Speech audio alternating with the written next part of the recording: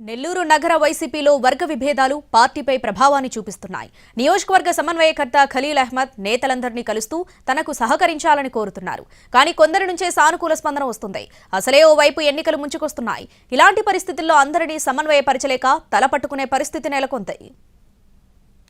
నెల్లూరు నగర అసెంబ్లీ నియోజకవర్గం నుంచి 2014తో పాటు 2019లో వైసీపీ తరఫున పోటీ చేసి విజయం సాధించారు అనిల్ కుమార్ యాదవ్. 2024లో కూడా అదే స్థానం నుంచి ఆయన పోటీ చేయాలని భావించారు.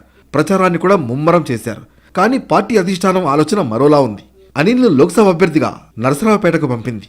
దీంతో నెల్లూరు సిటీ వైసీపీ టికెట్ను పలువురు ఆశించారు. సీఎం జగన్ను వ్యక్తిగతంగా కలిసి తమ పేర్లను పరిశీలించాలని కోరారు. కానీ ప్రధాన అనుచరుడు నెల్లూరు డిప్యూటీ మేయర్ ఖలీల్ అహ్మద్ను సమన్వయకర్తగా నియమించేలా చూశారు అనిల్ కుమార్ యాదవ్.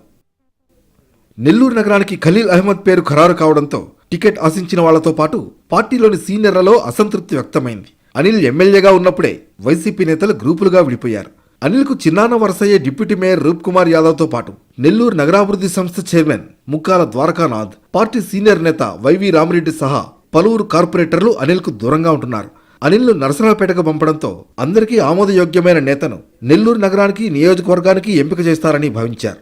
కానీ ఎవరినీ సంప్రదించకుండా ఏకపక్షంగా సమన్వయకర్తగా ఖలీల్ అహ్మద్ని ఎంపిక చేయడంపై తీవ్ర అసంతృప్తి వ్యక్తమవుతోంది. పార్టీలోని నేతల్ని కలిసి తనకు మద్దతివ్వాలని కోరుతున్నారు ఖలీల్ అహ్మద్. కొందరు సానుకూలంగానే స్పందిస్తున్న సీనియర్లతో పాటు పార్టీ అనుబంధ సంఘాల నేతలు ఖలీల్ అహ్మద్తో అంటిముట్టనట్లు వ్యవహరిస్తున్నారు. దీంతో నియోజకవర్గంలో పరిస్థితిని అనిల్ కుమార్ యాదవ్ దృష్టికి తీసుకువెళ్లారు ఖలీల్ అహ్మద్. మొదట్లో అలానే ఉంటుందని, కొద్ది రోజుల్లో అంతా సర్దుకుంటుందని అనిల్ చెప్పినట్లు సమాచారం.